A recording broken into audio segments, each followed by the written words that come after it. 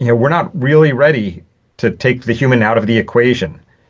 It works best, with some governance. That's a very good point. And I think like we see a lot of people that are so concerned that they're going to lose their jobs and they're going to be replaced by AI.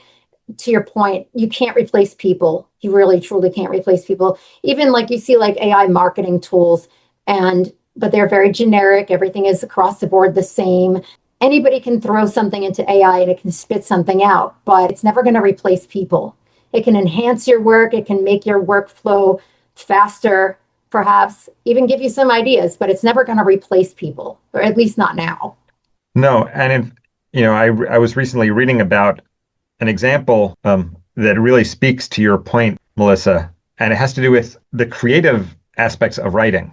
Mm-hmm. So picture this. Every journalist starts using AI to copy edit their articles.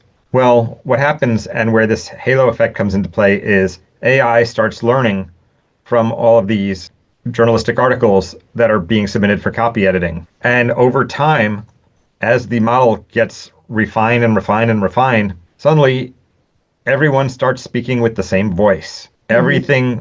Everything that passes through AI comes out sounding the same as one another. And suddenly, the writer who does not put their content through AI is the one who's going to sound significantly different from the pack. Mm-hmm. And authentic. Yes.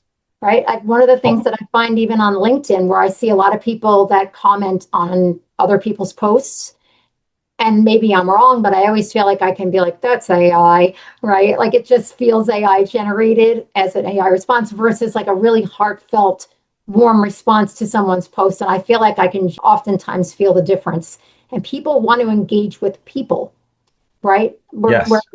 We're built that way. That's human nature, is that we want to engage with people and have authentic, warm conversation. Once you remove that from the equation, then you don't stand out anymore. Then you're just like everybody else and your business is like every other business.